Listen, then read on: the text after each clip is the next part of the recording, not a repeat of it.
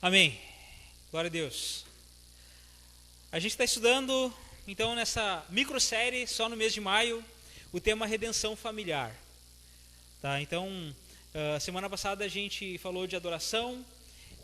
Eu vou reexplicar o que é redenção. Redimir é reconstruir, é recomeçar, é trazer uma expectativa nova. Cristo nos traz redenção. Cristo morreu para que a gente pudesse ser reconduzido ao projeto original de Deus. E o projeto original está lá em Gênesis capítulo 1, verso 26. Quando Deus diz para o ser humano, para o homem, para a mulher, feitos à sua imagem e semelhança, para que eles dominassem, para que eles avançassem, para que eles conduzissem a criação. E ali a gente sabe que houve uma rebelião, né? Eles se rebelaram contra Deus. Nós estudamos os 10 mandamentos há pouco tempo, e nessa rebelião eles pecaram contra Deus, eles ousaram querer ser como Deus, então foram destituídos de tudo aquilo que Deus tinha para dar para eles. Assim, é necessário todo um processo de redenção para que a gente venha experimentar. E as famílias precisam experimentar esse processo de redenção. Por quê? A família é a célula de uma sociedade saudável. Você quer arrebentar com uma sociedade, destrua os conceitos básicos familiares.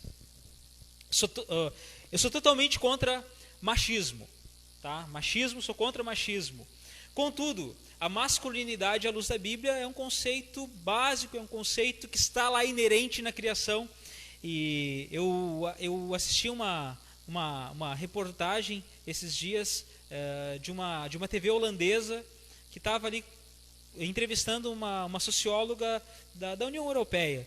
E essa mulher ela falava o seguinte, só para você entender o perigo que é o esfacelar ou destruir uma família.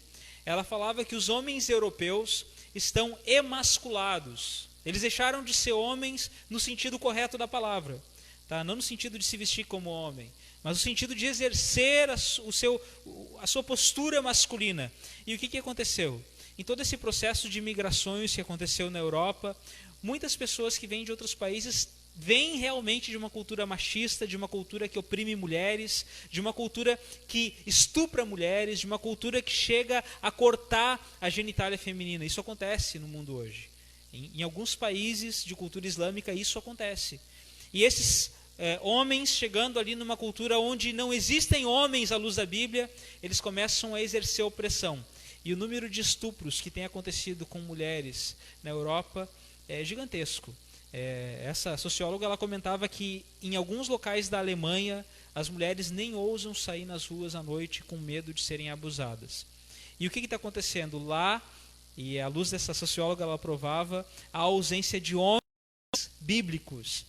O termo bíblico sou eu que estou usando, ela não falava isso, mas ela dizia assim, de homens de verdade, que saiam em defesa dessas mulheres, que mostrem quem coordena aquela sociedade. Para quem me acompanha nas redes sociais, ontem mesmo eu repostei uma imagem meio chocante para nós, de um homem, de um diácono, de um porteiro de uma igreja no Paquistão. E esse porteiro, ele está ali usando uma pistola na cintura e um fuzil AK-47. Como, pastor? Por que ele está fazendo isso? Porque ele é um homem e ele quer proteger a sua igreja, a sua família. Porque no ambiente onde ele está, é comum que pessoas entrem para cultuar e de repente explodam dentro da igreja e matem a todos. Então, como ele quer proteger, ele tem que se submeter a isso. Quando a gente fala de redenção familiar, a gente quer trazer o projeto original de Deus para a família, para o homem, para a mulher, para os filhos. E semana passada a gente falou de adoração nesse processo de redenção. Só que o propósito de Deus para a família e para a igreja não é só a adoração. A gente precisa apontar para cima, mas a gente precisa também apontar para os lados. Então a Bíblia fala de edificação. Então falamos de adoração, e adoração gera poder, e poder gera transformação. Então, à luz da semana passada, precisamos considerar como está a nossa vida de adoração. Você precisa pensar nisso. É uma frase que falam muito comigo essa semana, que eu escutei de uma jornalista, uma irmã nossa em Cristo, que é jornalista ali em Blumenau, e ela dizia, na aula que ela deu, ela dizia o seguinte, quando eu descobri a diferença de fazer coisas como para Deus, eu estou fazendo isso como se fosse para Deus. Ou fazer radicalmente para Deus, em adoração mesmo. Quando eu descobri isso e apliquei isso na minha vida mudou. A minha profissão mudou. Eu comecei a ter uma exposição na minha profissão muito maior. Adoração é isso, gente. As nossas famílias, elas foram feitas para apontar para Deus. Você cuida da sua esposa, do seu marido, dos seus pais, do seu irmão, da sua irmã. Você cuida da sua família, não como se fosse para Deus. Você cuida de fato para Deus, ou você não cuida para Deus. Ou você cuida para o diabo. Lembre-se disso. O seu trabalho precisa refletir a glória de Deus, isso é adoração. A forma como você trata os seus familiares, isso é adoração. Não quer dizer que você tem que ser um paspalho, ok? Um pamonha. Né? Que as pessoas oprimam você e você baixa a cabeça para tudo. Não tem nada a ver com isso. Então, com relação a Deus, a nossa missão trata de adoração. Mas e com relação aos nossos irmãos? Com relação às pessoas que estão ao nosso redor? Com relação às outras famílias da igreja? Com relação às pessoas com quem nós convivemos, com relação àqueles que não têm família, mas fazem parte dessa família igreja. Abre tua Bíblia, por favor, em Efésios capítulo 2, verso 19. Ana, tu pode colocar no telão também, por favor? Aí vai lá atrás, quem não tem Bíblia vai poder assistir no telão. Efésios capítulo 2, versículo 19. Efésios 2,19, só vou esperar aparecer lá atrás. Já vai aparecer. Capítulo 2, versículo 19 em diante.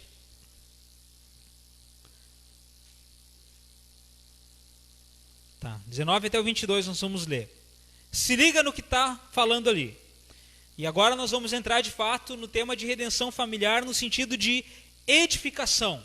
Falamos em relação a Deus, adoração semana passada e hoje, edificação uns aos outros. Diz assim a Bíblia: assim já não sois estrangeiros nem peregrinos. Vocês não são alguém que estão perambulando por aí, mas concidadãos dos santos e sois da família de Deus. Verso 20: edificados sobre o fundamento dos apóstolos e profetas, sendo ele mesmo, Cristo Jesus, a pedra angular, na qual todo edifício bem ajustado cresce para santuário dedicado ao Senhor, no qual também vocês, juntamente estáis sendo edificados para a habitação de Deus no Espírito. Vamos orar mais uma vez. Pai Santo, obrigado por tua palavra nessa noite. Por favor, enche nossos corações, aviva as nossas almas, ó Pai, de nós, cada um de nós que estamos aqui dentro desse prédio, Deus, te adorando, buscando a tua face, mas também daqueles que estão nas nossas casas, daqueles que estão assistindo esse culto nesse momento, Deus. No nome santo de Jesus, amém. Bom, irmãos, a primeira coisa que nós precisamos considerar quando se fala de viver esse projeto de Deus, experimentar e ser abençoado por Ele, é qual a nossa identidade. Se nós não somos mais forasteiros, se nós não somos mais estrangeiros, se nós não somos mais peregrinos, a gente faz parte de alguma coisa. A gente está conectado com alguma coisa. A gente está ligado a alguma coisa. E daí vale perguntar qual é a nossa identidade. Por quê?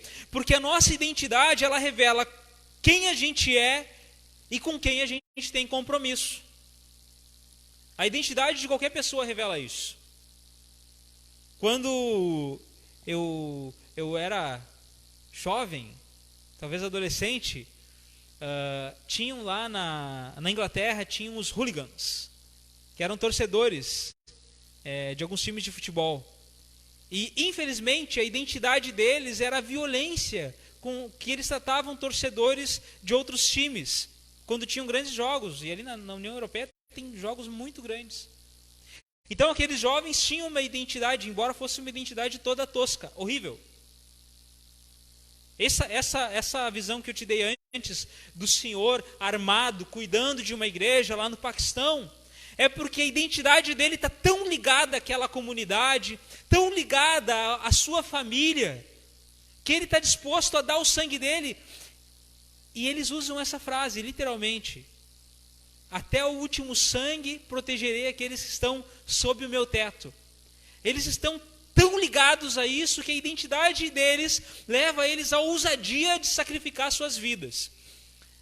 não fui eu que considerei isso, mas nessa tarde eu estava em oração com alguns pastores, colegas de ministério, através da internet, e um deles falava o seguinte, e se você que está assistindo, quem está aqui se identificar com isso, que o Espírito Santo fale com você. Mas nós proclamamos tanta certeza em Cristo, nós proclamamos tanta certeza e tanta fé e tanta esperança no Jesus da Bíblia, que quando uma ameaça real de morte aparece, que é o caso do Covid, a gente fica apavorado. Será que a gente tem tanta fé assim? Aquele porteiro de igreja lá no Paquistão, ele pode tomar uma bala na cara, simplesmente porque ele está num culto. Então, nossa identidade revela quem somos, com quem andamos. Ser concidadão, então, diz aqui que nós somos concidadãos do céu. Ser concidadão, ser membro dessa família de Deus, implica em carregar o mesmo sobrenome. A nossa filha pequena, crianças são literais. Então alguém na escolinha talvez falaram para ela que o meu nome era Marcos. Via de regra ela me chama de pai em casa, ela nunca me chama pelo nome. Esses dias ela descobriu que o meu nome é Marco Antônio, que não é nem Marcos, é Marco sem S e Antônio. Ela entrou em crise, a identidade dela foi abalada. Ela começou a chorar e disse, então eu não sou mais tua filha. Aí a gente foi explicar para ela, não, o nome do pai é assim, tu que achava que era diferente, mas tu é a minha filha. O meu nome é Marco Antônio, inclusive pode me chamar de Antônio. A identidade nos liga a alguma coisa. Ser membro da família de Deus implica em carregar o mesmo sobrenome, o mesmo sangue. E nós temos o sangue de Cristo. Ser membro do mesmo povo de Deus implica em ter a mesma bandeira. A mesma bandeira de Cristo. Cidadãos genuínos, eles fazem o quê? Eles se preocupam com o seu país, se preocupam com as leis do seu país, preocupam-se com a educação, com a saúde, sonham, trabalham pela evolução do seu país. A gente não tem acompanhado isso nas mídias sociais, nos telejornais. A questão não é se alguém é de direita ou se é de esquerda, mas em última instância, pelo menos aqueles que são sinceros, eles estão preocupados, sim, com a nossa nação. Porque cidadãos do Brasil. E assim cidades que estão agora trabalhando de uma forma radical com a pandemia, ou mesmo pessoas que se preocupam com política. É lógico, a gente sabe que existem pessoas que não, mas existem pessoas sinceras. Da mesma forma, acontece com famílias genuínas. Diga-se, faça-se entender, que a partir de um momento que um homem deixa pai e mãe, como diz a Bíblia, ele está constituindo uma nova família, e a partir daquele momento aquela é a preocupação dele. A minha primeira preocupação como marido é a minha mulher, a minha esposa e as minhas 2 filhas. Quando elas casarem, as minhas filhas, a preocupação delas vai ser com aquele núcleo familiar. Elas poderão me honrar como pai, honrar a Ângela como mãe, mas a primeira preocupação delas tem de ser com a família delas. Da mesma forma, irmãos, quando nós consideramos igreja, família de Deus, qual a sua identidade então? Qual a sua preocupação, o seu compromisso com a família imediata? Aqueles que você. Você se preocupa com o cuidado, com o desenvolvimento dessas pessoas, tu quer ver elas crescerem?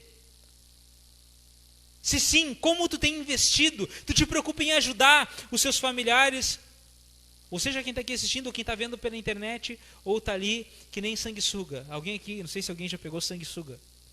Sanguessuga, tu entra lá dentro do rio, tu nem sente ele. Quando tu sai do rio, ele está grudado na perna. E aí, ou tu arranca ele e vai machucar um pouco, ou queima ele com alguma coisa para que ele dê uma afrouxada. Às vezes existem elementos familiares que são assim, não estão nem aí. Eles querem usufruir, eles querem aproveitar, mas não movem uma palha. E se a gente pensar com relação à família de Deus? Porque o texto que a gente leu, nós somos uma família de Deus. As nossas famílias juntas estão no corpo de Cristo, que é a família de Deus. Qual o teu compromisso? Qual a evidência do teu comprometimento com a edificação da igreja local, das pessoas ao teu redor? de forma prática. O que tu tens feito para que isso aconteça, para que isso avance? Para o desenvolvimento dessa congregação mesmo. O quanto tu tem investido. E quando a gente fala investir, não é só dinheiro, gente. É tempo, é oração. É clamar ao Senhor até que Ele se faça presente, até que Ele movimente algo. É orar com fé para que Deus movimente, para que Deus faça algo. Com algum irmão. Gente, eu sei, é ruim pra caramba, eu estou experimentando isso. Nós somos latinos, ou seja, moramos na América Latina. Falamos português, alguns têm habilidade de falar espanhol ou outra língua, mas há algo no sangue latino, há algo no sangue brasileiro, que é o contato. O brasileiro gosta de contato, o brasileiro gosta de gente. O brasileiro, no caso do Rio Grande do Sul, gosta do chimarrão, ou se não toma chimarrão, vai tomar café na casa de alguém, e aqui na nossa região já bota uma cuca na mesa. É ou não é? É isso que acontece. Mas a pandemia tem causado um distanciamento disso, essa quarentena. A pergunta é, o que a gente tem feito para que o distanciamento físico não mova um distanciamento emocional ou espiritual? Eu não sei se você sabia, mas quando a gente abre a Bíblia em cartas como Coríntios, Gálatas, Efésios, Filipenses, Tessalonicenses, Colossenses, Filemão, Tito, Timóteo, tudo isso era carta. Carta que um homem chamado Paulo escreveu porque ele queria estar perto das pessoas que ele se preocupava e amava. Ele não tinha WhatsApp, ele não tinha Zoom, que são as mídias que o pessoal usa hoje, ele não tinha Facebook, ele tinha lá alguns pergaminhos e a capacidade de escrever cartas. Romanos não tinha correio, não tinha Sedex, não tinha Telex, não tinha nada, não tinha Telegram. Tinha que escrever uma carta dessas e entregar na mão de alguém, na expectativa de que 3 meses depois alguém recebesse aquela carta, lesse a carta e te enviasse uma resposta. E esse homem pastoreava igrejas dessa forma. O que te impede de pastorear o coração dos teus irmãos na fé hoje? O que te impede de pegar o teu celular, mandar uma mensagem, fazer uma ligação? Isso é ter uma identidade. Isso é investir. Isso é celebrar uma redenção familiar.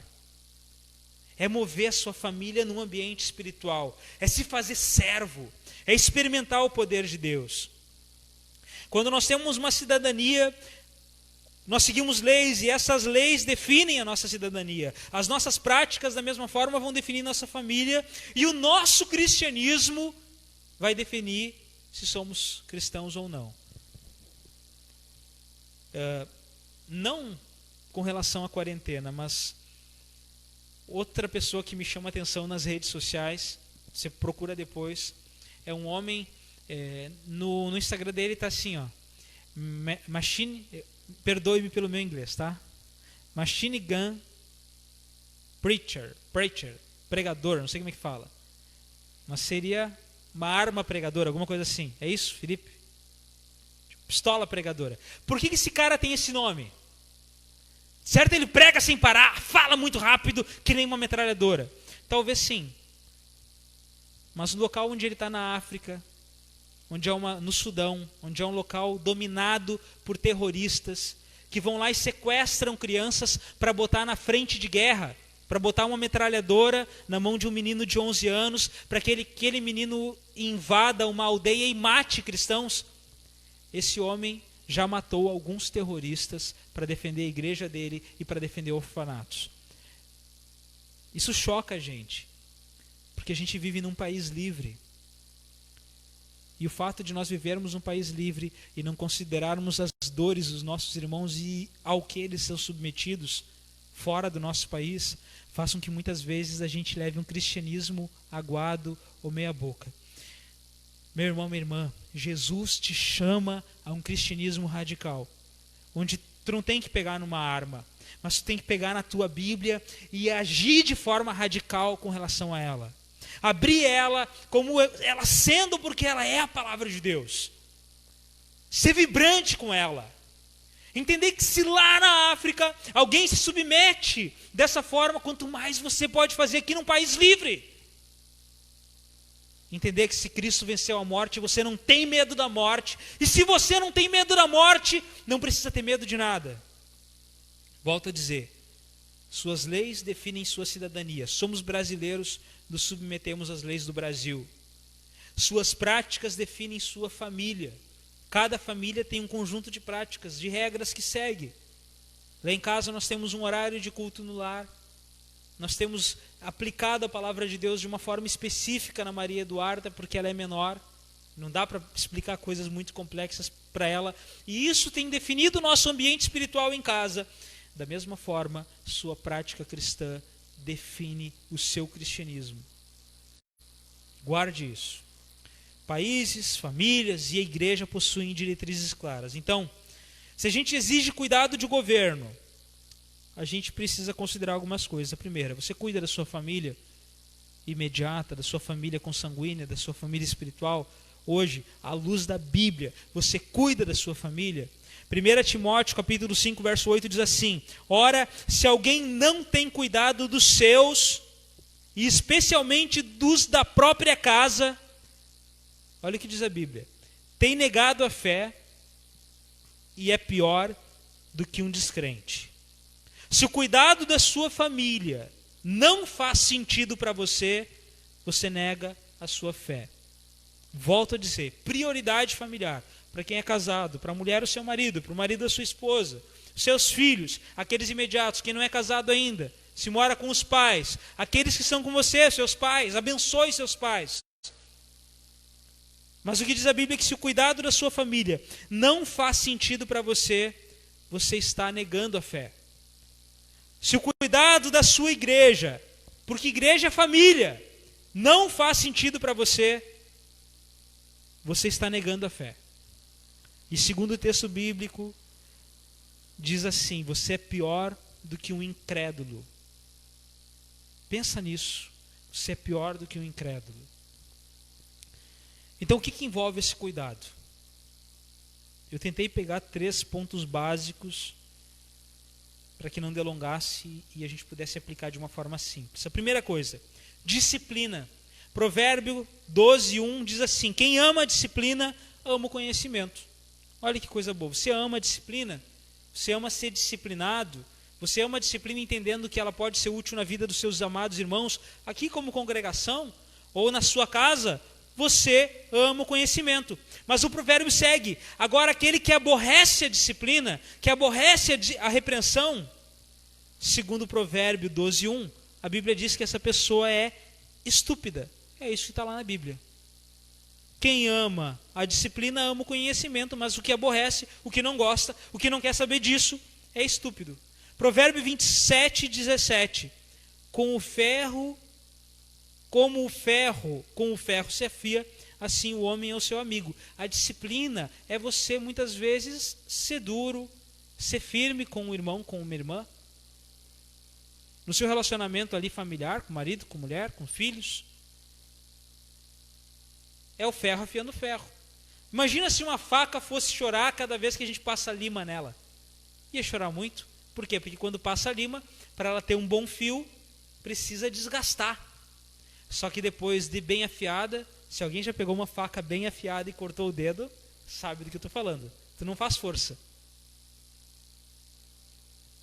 Um tempo atrás, eu comprei um pedaço de carne bem grande. Meia ovelha. Era no tempo das vacas gordas, gente. Faz tempo já. Mas eu tenho uma faca pequena que é uma faca específica para isso. E porque ela foi bem afiada, bem limada,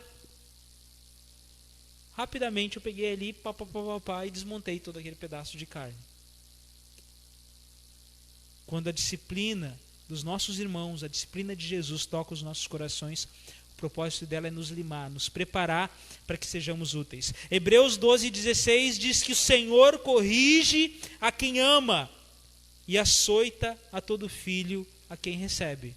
Se Deus não corrige você, se Deus não corrige você, se Deus não corrige você, segundo a Bíblia, tu nem filho de Deus é. Então, ame a disciplina de Deus. Deixe Deus te usar. Sabe como é que disciplina um irmão? Existem vários critérios bíblicos para isso. O pessoal acha que disciplina na igreja é sentar o pau só, é só excluir pessoas, não tem nada disso. Mas às vezes você vê que tem um irmão que está em pecado, está errado, chega nele, chega junto, chega com a Bíblia. Faz aquela pergunta assim, como é que está o seu coração, como é que está a sua fé? Vamos orar, olha, tem pandemia, vamos orar por telefone, manda mensagem de oração. Algo dá para fazer sempre. Segundo elemento da gente desenvolver esse cuidado, primeira disciplina. Segundo, provisão e investimento. Mateus capítulo 6, versículo 19 a 21 diz assim: não acumulem para vocês, outros, tesouros sobre a terra, onde a traça, a ferrugem corroem, onde os ladrões escavam e roubam, mas ajuntem para vós outros tesouros nos céus, onde a traça, nem traça, nem ouro, aliás, nem traça, nem ferrugem corrói, onde os ladrões não escavam, nem roubam, porque onde estiver o teu tesouro, aí também estará o teu coração. Invista em gente. Olha para os irmãos ao teu redor, olha para a tua família, invista no marido, invista na esposa, invista nos filhos, invista em seres humanos. Isso é o nosso tesouro, o intangível, aquilo que não é palpável aos nossos olhos, mas é poderoso diante de Deus. A Bíblia diz que se uma alma se converte, há festa nos céus. Pensa, às vezes uma palavra que você pode compartilhar com alguém, você está gerando uma transformação ali na vida daquela pessoa, você está incentivando, você está motivando. Invista tempo, invista capacidades, invista dons, invista recursos na vida dos seus amados. E o terceiro elemento de cuidado, encorajamento. 1 Tessalonicenses 5,11 diz assim: por isso exortem-se e edifiquem-se uns aos outros, como de fato vocês estão fazendo. Se exortar, se edificar, é uma necessidade na caminhada cristã, senão não dá certo, cara. Senão não dá certo. O cristianismo ele não vai subsistir com consumidores, mas com gente que age, com gente que faz. Como você reage à disciplina? Pense nisso. Como você reage à disciplina? Quando você é disciplinado por Deus, quando alguém te chama atenção. Tem muita gente que bota a culpa nos outros. Bota a culpa nos outros ou você assume o BO? Falar de mim. Vou falar de mim e vou deixar a bola picando para qualquer homem que queira tomar isso para si, tá? Mas vou falar do Marco. Já atendi algumas circunstâncias de homens que não assumem o controle da sua vida e botam a culpa no seu pai. Isso é infantilidade. Você é infantil se você faz isso, se você não assume o controle da sua vida.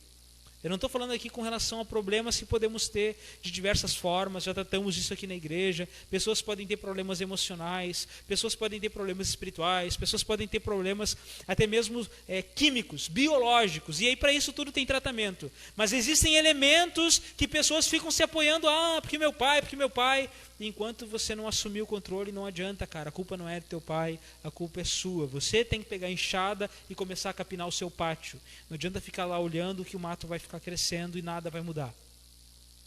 Entenda isso. Nos outros, em quem você tem investido? O quanto você tem investido? A quem você tem encorajado? O que você faz com o encorajamento que recebe dos outros? Também tem gente que só quer receber encorajamento. Só que toda informação, todo encorajamento, tudo aquilo que a gente recebe, se não for transformado numa lição de casa, perdeu tempo, não serviu para nada. Tem um autor brasileiro que eu acho que ele já escreveu uns 10 livros. Ele trabalha na área de gestão pessoal, de formação de equipes, de formação de líderes. Cada livro dele, dos 10 ou mais, eu não sei quantos livros ele escreveu, mas cada livro dele, ao final de cada capítulo, tem uma lição de casa. E ele defende isso. Se você não pratica, você perdeu tempo lendo, você perdeu tempo estudando, você perdeu tempo assistindo, você perdeu tempo estudando. Ouvindo, você perdeu tempo participando. Se alguém, seja quem está aqui, ou quem está assistindo agora esse culto, se você não pratica aquilo que você recebe, você pode assistir 10 cultos nessa quarentena, 1000 cultos, 5 cultos por domingo, você perdeu tempo, não serviu para nada. Pratique. Comece a praticar e você vai ver uma revolução na sua vida. O texto fala que a gente está sendo edificado, Efésios. Vou voltar lá, Efésios capítulo 2, diz assim, que nós somos considerados santos, membros da família de Deus, edificados. Sobre o que nós somos edificados? Sobre o fundamento dos apóstolos e dos profetas. Famílias são edificadas sobre algo. E aqui no contexto, o que é esse fundamento? Simples, gente. Vou bater na mesma tecla, a palavra de Deus. A gente vive um fenômeno gospel no Brasil, nas igrejas, que é um troço horroroso. Todo mundo acredita que esse negócio aqui é a palavra de Deus, mas uma galera nunca leu. Tinha voado um papel. Uma galera nunca leu. Deixa eu dar uma receita simples para você. Leia 4 capítulos de manhã, 3 capítulos de tarde, 3 capítulos à noite. Em 4 meses você leu toda a Bíblia. 4 de manhã, 3 de tarde e 3 à noite. Se você é mais maluco, mais radical, leia 10 capítulos numa sentada só. Se você não consegue ler 10 numa sentada só, vá parcelando. Em vez de levar o celular para o banheiro, porque quase todo mundo leva hoje em dia, leve sua Bíblia. Você vai ver que em 4 meses você vai ter lido ela toda. A Bíblia é a palavra de Deus, gente. E somente botando ela na cuca, na cabeça, que o Espírito Santo vai nos avivar e vai usar ela para nos instrumentalizar. Que a gente está estudando com a Maria um catecismo. Então, às vezes alguém olha assim, mas ela tem só 4 anos, vocês estão ensinando ela a repetir coisas, a decorar. Gente, ela tem 4 anos, nós estamos impregnando o coração dela da palavra de Deus, verdades bíblicas, e orando para que o Espírito Santo toque fogo na lenha. Quando você bota a Bíblia para dentro de si, o que acontece? Você vai botando lenha lá, e o Espírito Santo taca fogo. Olha que coisa interessante. Se nós precisamos dessa palavra, que é a palavra de Deus, o fundamento dos apóstolos e dos profetas. Primeiro texto que nós lemos essa noite, Salmo 1. Diz o seguinte: que feliz é o homem que não anda no conselho dos ímpios, não se detém no caminho dos pecadores e nem se assenta na roda dos escarnecedores. Então, aqui a questão não é se o cara conversou com um camarada que é ímpio. Pelo amor de Deus, não é isso. Mas é se a pessoa tem comunhão com aquelas ideias. Se você concorda, se você concorda com isso, você está em pecado. Mas se você não concorda, você é feliz. Antes, a característica desse cara qual é? Verso 2. O seu prazer está na lei do Senhor e na sua lei medita de dia e de noite. Qual vai ser o resultado desse cara? Segundo a Bíblia. Diz o verso 3, que ele é como uma árvore plantada junto à corrente de águas. No devido tempo ele vai dar fruto, a folhagem não vai murchar e tudo quanto ele fizer vai ser bem sucedido. O problema não está em Deus, o problema está na gente que não vê a palavra dele, que não assume os propósitos dele. Eu não vou citar nome, gente, porque eu não quero fazer promoção para ninguém. Mas esse cara, que escreveu 10 livros já, que é um brasileiro, mais de 10 livros eu acho, que cobra por 1 hora de consultoria mais de 100 mil reais. Eu já assisti algumas palestras dele, ele usa 100% das palestras dele, Bíblia. Só não fala. E está podre de rico. Não sei que tipo de crente é, não bota a mão no fogo, não conheço o caráter, então não vou falar nada. Mas o fato é que o camarada usa a Bíblia em nós, gente, em nós. O potencial que Deus nos dá. Josué 1,7, Josué estava entrando na terra prometida, ele ia entrar para conquistar. Olha o que Deus fala para ele, Josué 1,7. Somente seja forte e muito corajoso. Como eu vou ser forte e corajoso, Deus? Tenha o cuidado de obedecer a toda a lei que o meu servo Moisés ordenou a você. Não se desvie dela nem para a direita e nem para a esquerda. Para quê? Para que você seja bem sucedido por onde quer que andar. O cara que tem a Bíblia como palavra de Deus e pega esse negócio e começa a ler. Eu vi a foto de uma pessoa esses dias que estava com a Bíblia destruída de tanto ler. Hoje ainda combinei um propósito com a minha filha, com a mais velha. Ela está num ritmo de leitura, eu estou no outro. A gente está meio separado nas leituras bíblicas, mas assim que eu terminar a minha e ela terminar a dela, a gente vai começar a ler uma versão bíblica junto. E o propósito é ler aquela versão até destruir. Né? Se a gente puder destruir ela num ano, amém. Em 4 meses, amém. Porque é a palavra de Deus. Responde aí. Qual o lugar da palavra de Deus na tua vida? Você usa ela como um instrumento para ensinar, para repreender, para corrigir e para instruir na justiça? Todas essas que eu fiz agora, ensinar, repreender, corrigir na justiça, está tudo lá em 2 Timóteo, capítulo 3, versículo 16. E o final diz assim, que quando a Bíblia ela é útil, a gente faz ela útil na nossa vida para isso, ela prepara o homem de Deus. E o homem, nesse sentido, é homem e mulher, para toda boa obra. Para toda boa obra. Você fica preparado para tudo. Mas essas pessoas não estavam só no fundamento dos apóstolos e profetas, mas também, segundo Efésios, eles têm Cristo como pedra angular. O que é uma pedra angular? Lembra daqueles fornos antigos que tem no interior para sapão? Que a portinha dele é redonda assim? Vários tijolinhos, vai empilhando, aí fica um arco em cima. Aquela pedrinha que tem bem no meio do arco, se aquilo foi feito de uma forma correta, é a pedrinha angular. Porque a função dela é dar sustentação para o restante do arco.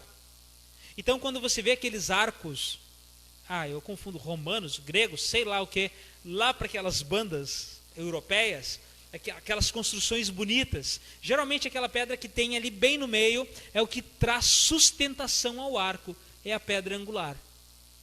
Cristo é o que traz sustentação às famílias, é o que traz sustentação às igrejas. Ele é a sustentação de tudo. A questão é que ou Jesus sustenta a nossa vida, ou você tenta de alguma forma sustentá-la. Ou Jesus conduz as nossas escolhas, ou de alguma forma nós tentamos conduzi-las. Ou Jesus dirige a nossa história e a nossa vida de fato, ou você, e em última análise, o inferno junto com você, dirige as suas escolhas e a sua vida. Porque não existe meio termo, não tem meio em cima do muro, ou é com Jesus ou é sem Jesus. Como a gente aplica isso na nossa vida? João 14,6 fala, eu sou o caminho, a verdade e a vida.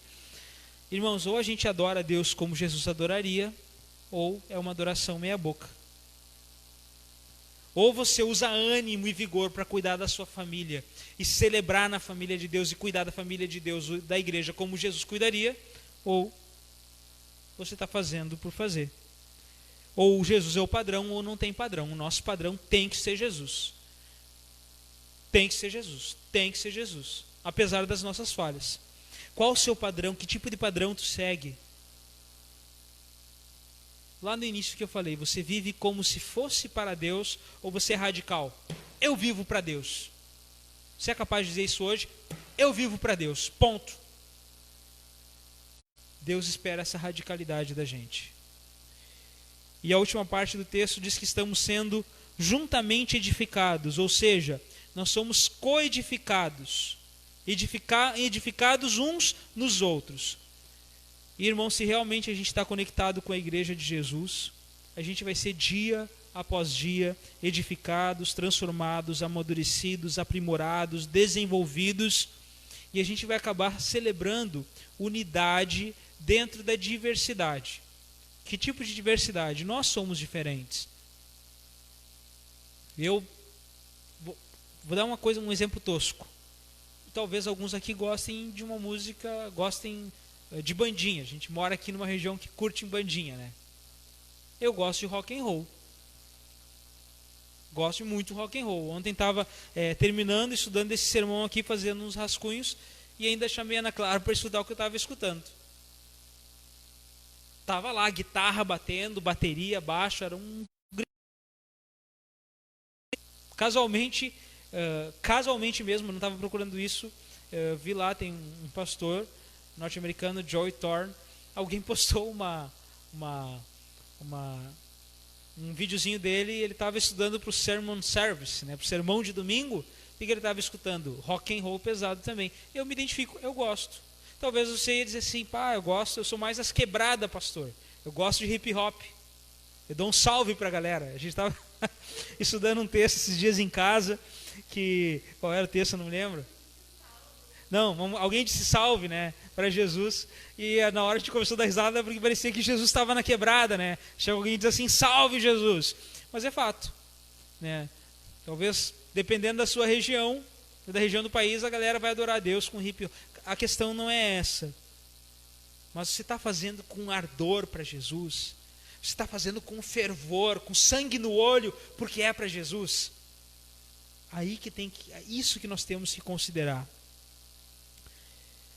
Ligado a isso, você luta ainda com os mesmos dilemas e fraquezas de lá, de quando se converteu?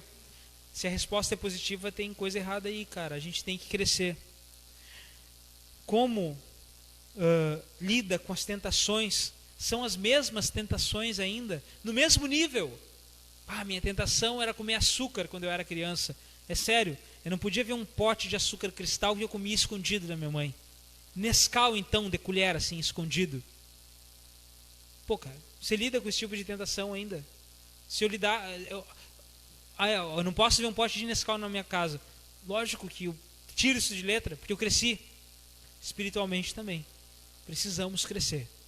Quem está aqui, quem está assistindo, você precisa crescer. 30 anos, 20 anos, lutando com a mesma tentação. E se você pensar assim, então não tem solução para a minha vida, vou morrer. Não, você não tem que morrer. Você tem que assumir o controle da sua história. Procurar ajuda se for o caso, psicológica, emocional, espiritual, dobrar o joelho, jejuar, fazer alguma coisa, mas assumir o controle. Tenha coragem de um adulto, assumindo compromissos de um adulto, ou é como criança? Lembra que quem paga a conta é adulto. Se eu for num restaurante hoje com a minha família, quem vai pagar a conta sou eu, não é minhas filhas, não é minha família. Apesar de que a de 4 anos está juntando umas moedas porque quer comprar um barco, tudo bem. Eu vou deixar ela juntar moeda. Quem sabe ela junta, né? Até chegar aos 20 anos ela compra um barco para a gente. Mas quem paga a conta lá em casa sou eu, porque eu sou adulto. Da mesma forma, ligado ao reino de Deus. Ou você começa a agir como um adulto e pagar a conta, e pagar para ver, e se movimentar, e querer crescer, e assim na sua família, e ver a coisa andar. Ou você segue na mesma, e aí, gente boa, é difícil. É difícil de alguém querer você, é difícil de você progredir, é difícil de você seguir em frente. Beleza. O que fazer então? A boa notícia, gente, é que Jesus morreu por nós. Lucas capítulo 23, versículo 39 ao 43. Diz assim a palavra de Deus. Um dos malfeitores crucificado blasfemava contra ele, dizendo: não és tu, o Cristo? Salva-te a ti mesmo e a nós também. Respondeu-lhe, porém, o outro. Repreendeu-o, dizendo: nem ao menos teme a Deus, estando sobre igual sentença. Tinha 2 bandidos. Um deles falava: tu não és Jesus mesmo? Nos salva. E o outro bandido dizia assim: cala a boca, cara, tu não está vendo? Não teme Deus nem estando na mesma sentença. E ele dizia ainda assim: nós, na verdade, com justiça, porque recebemos o castigo que os nossos atos merecem. Ele assumiu o BO. Estou pagando aqui, estou crucificado de forma justa, tenho que morrer. Era o que esse ladrão estava fazendo. Mas imagina o ladrão olhando para Jesus, porque estava crucificado também, né? Nenhum mal fez. E aí ele diz assim: Jesus, lembra-te de mim quando vieres o teu reino. Olha a noção de arrependimento. Jesus,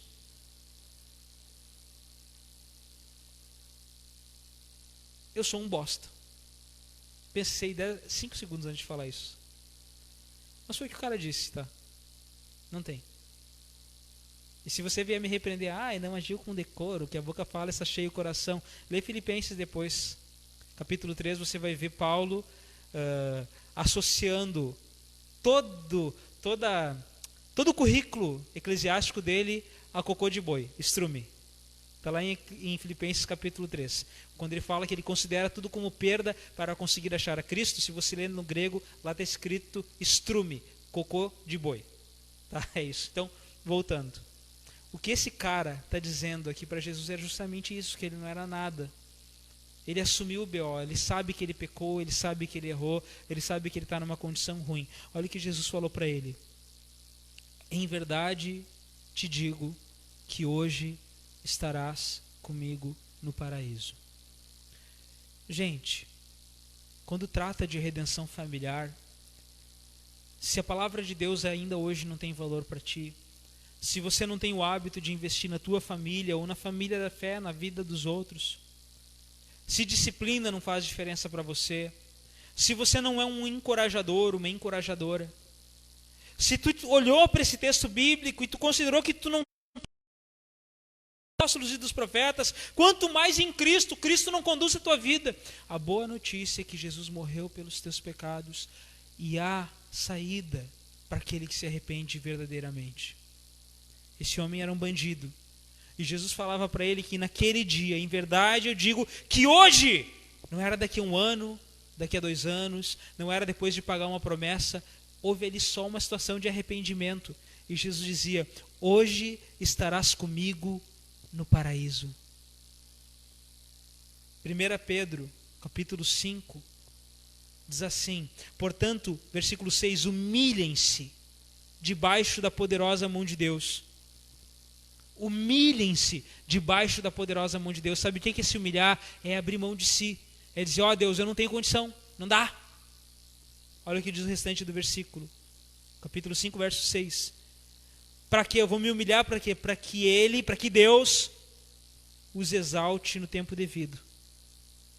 Como eu vou me humilhar diante de Deus? Versículo 7 nos dá a resposta. Lancem sobre ele toda a sua ansiedade, porque ele tem cuidado de vocês. Quem está aqui hoje, Deus tem cuidado de ti. Quem está assistindo isso de casa, Deus tem cuidado de ti. Tu está tendo condição de assistir isso? Deus tem cuidado de ti. É o tempo da gente se humilhar diante de Deus e clamar por essa redenção familiar. Jeremias capítulo 29, verso 11. Eu é que sei dos pensamentos, dos planos que tenho a vosso respeito, diz o Senhor. Pensamentos de paz e não de mal. E aí ele complementa, versículo 12. E passareis a orar a mim e me buscar, e me achareis quando me buscardes de todo o vosso coração. Irmãos, nós vamos orar, mas eu quero fazer um exercício antes com você. Imagina a tua família imediata. Se você é casado, tua esposa, teu marido. Se você não é casado ainda, se mora com pai, com vô, com vó, a tua família lá, o teu núcleo familiar, teus irmãos, tuas irmãs. Imagina o teu núcleo. Imagina essa congregação, essa igreja, celebrando uma redenção familiar. Celebrando famílias que amam a Deus, que são radicais em adoração, que não tem tempo ruim. A obra de Deus, o serviço de Deus é algo pujante. Celebrando famílias que amam a edificação. E a redenção familiar passa por esses pontos que a gente falou hoje. Edificação. Uns aos outros. Apoiar uns aos outros. Disciplinar uns aos outros. Ter a palavra de Deus no nosso coração para que a gente possa ser um instrumento de uns aos outros. De forma vibrante. Sua família comprometida, essa igreja comprometida. Imagina isso. Irmãos, essa cidade vai ser transformada. A nossa cidade tem muita denominação cristã, tem muita denominação cristã, tem muita denominação cristã vazia de Jesus. Eu não estou dizendo que a nossa é a top mind, sabe, top das galáxias. Não estou dizendo isso. Mas tem gente aqui da nossa cidade que já participou de 500 mil retiros e jejua e blá blá blá, mas não sabe o que diz a palavra de Deus. Tem aqueles papos assim: eu odeio a religiosidade, a tradição. Tu nem sabe, cara, o que é religiosidade. Tradicionalismo é uma porcaria mesmo. Não o tradicionalismo gaúcho, tá? Estou falando do tradicionalismo cristão, quando a gente valoriza porcarias que não tem nada a ver e faz interpretação parcial da Bíblia, interpreta da nossa forma. Pastores picaretas vendendo bênção, isso aí é tradicionalismo podre e tem que condenar. Agora a tradição cristã, cara, a tradição dos apóstolos, dos profetas, a palavra de Deus como ela é fogo consumidor, cara. Ela é fogo consumidor para a tua vida, para a minha vida, para a nossa vida.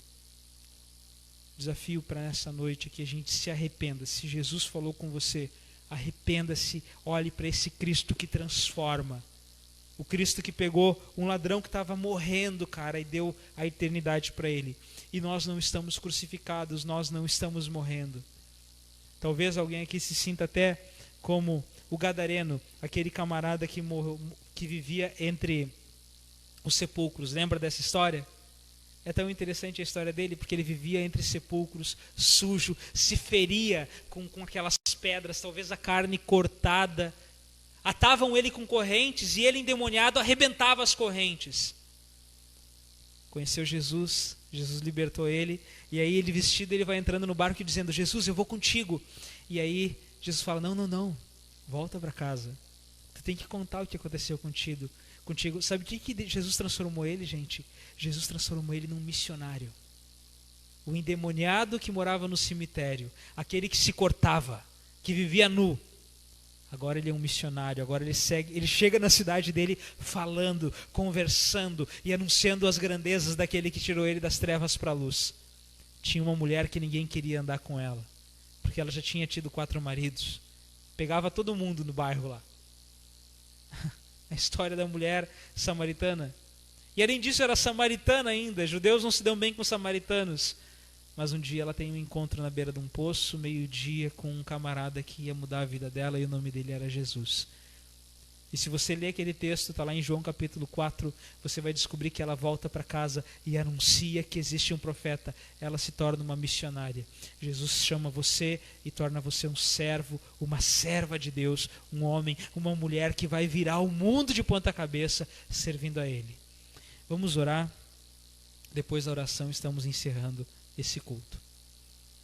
Vamos orar e daí já dá para dar o tempo final ali na hora, após a oração. Pai, obrigado. Obrigado, Senhor, por esse tempo, por essa noite, por esse culto, por essa palavra. Por favor, Jesus, que nós possamos assumir o compromisso, Deus, contigo. Assumir o compromisso contigo e viver isso de forma radical, Deus.